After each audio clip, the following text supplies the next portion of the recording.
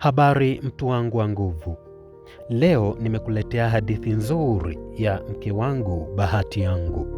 Kama wewe kweli unapenda kusoma hadithi, kusikiliza hadithi, basi usiache kufuatilia kisa hiki hadhimu na mwisho wa siku utanishukuru. Namnukuu msimuliaji.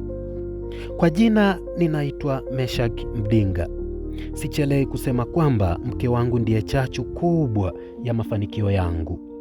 Miaka 5 iliyopita ilikuwa ni miaka ya shida na maumivu makubwa sana kwangu. Kwa kuwa sikuwa namshirikisha mke wangu juu ya mipango yangu ya kimaisha. Nilikuwa mkali sana aliponiuliza juu ya mpango wangu wa kimaisha, juu ya malengo yangu ambayo nimejiwekea katika maisha. Wakati huo nilikuwa nikifanya kazi katika kampuni ya ujenzi iliyoitwa OSAP Construction Limited. Nilikuwa nikifanya kazi ya saidia fundi, yaani kusogeza tofali, maji, udongo na kadhalika. Nilikuwa nikiamka alfajiri na mapema ili kuwahi kazini hapo. Maana kulikuwa na taratibu ya kwamba ukichelewa kazini kwa muda wa zaidi ya dakika 5 tu unabaki nje na siku yako inakuwa imeisha. Yaani hutolipwa chochote. Nilifanya kazi kwa bidii sana na kujituma kwa sababu maisha ya familia yangu yalikuwa magumu sana. Huwezi amini, kuna muda tulikuwa hatujui tunakula nini, kwani ndani hakukuwa na chochote. Si unga, wala mboga, wala chumvi, wala sukari. Hali hii iliniumiza sana. Utaratibu wa ofisi yetu ulitaka malipo ya kila siku yanukuliwe kwenye daftari la mahudhurio. Na pesa zote zingelipwa mwisho wa mwezi. Mbaya zaidi, bosi wetu alikuwa hatoi mishahara kwa wakati. Na wakati mwingine alitulipisha faini bubu, yaani faini ambazo hatukujua chanzo chake ni nini. Vile vile kuna wakati alitudhurumu pesa zetu. Wengi wetu tuliogopa kuacha kazi kwa sababu kazi hazikupatikana mitaani wakati ule. Hivyo tulibakiwa na imani ya kwamba siku moja pesa zetu zingelipwa na mishahara yetu ingeongezeka pia. Tuliogopa sana kumshitaki bosi wetu na kumsumbua kwa sababu ya hofu ya kufukuzwa kazi na tamaa ya kulipwa madeni yetu. Wakati huo nilikuwa na madeni kila genge lililokuwa mtaani kwetu. Na hata malipo yote nilikuwa nikiyapokea yaliishia kwenye kulipa madeni tu. Nilikuwa nikipita vichochoroni kwa kuhofia kudaiwa pesa ambazo sikuwa nazo. Niliumia sana siku moja baada ya kutambua kuwa mke wangu na wanangu walipewa jina la waroho. Kwa sababu baada ya kukosa chakula, mke wangu alikuwa akiwatuma watoto katika familia za jirani ili wakale chochote wasife na njaa.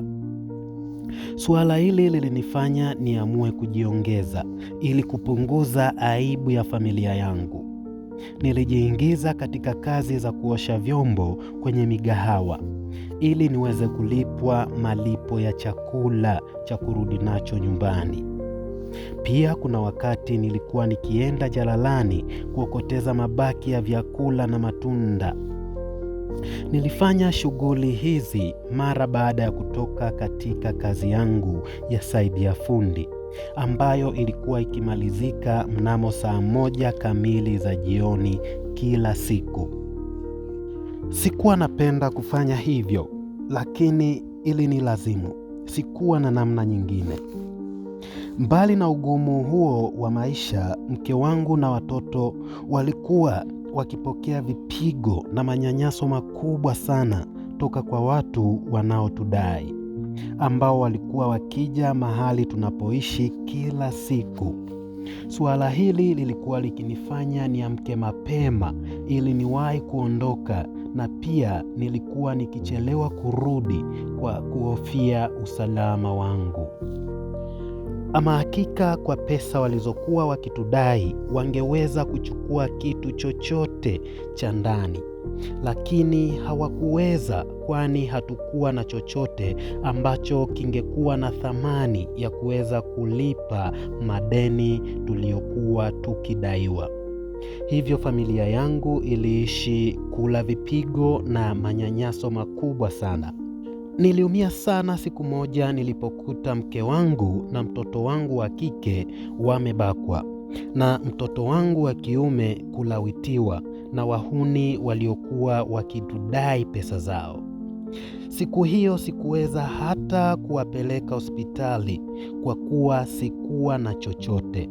Namshukuru sana Bibi Fauzia ambaye alitumia dawa za mitishamba kuwatibu mke wangu na watoto wangu mpaka wakapona. Bibi Fauzia ndiye aliyetupa chumba kimoja ambacho tuliishi kwa muda wa miaka 6 bila kutoa malipo yoyote. Bibi huyu alikuwa akitufariji na kutupa moyo wakati wote. Ndiye mtu pekee aliyeonyesha kutujali, na pia mara nyingi familia yangu ilipata msaada wa chakula toka kwake. Sichelei kusema kwamba bibi huyu ndiye alikuwa msaada wetu wa karibu wakati wote. Huwa ninamwombea kwa Mungu siku zote. Tuliishi katika hali hiyo kwa muda wa miaka 5, na ilipofika mwezi wa 12 mwaka 1972, siku ya Jumamosi ya tarehe 20, Bibi Fauzia alifariki dunia. Ikizingatiwa kuwa ndiye alikuwa msaada wetu wa karibu sana. Msiba huu ulikuwa ni mkubwa sana kwetu, na mbaya zaidi, ndugu wa Bibi Fauzia waliamua kutufukuza katika chumba ambacho tulipewa na bibi yule.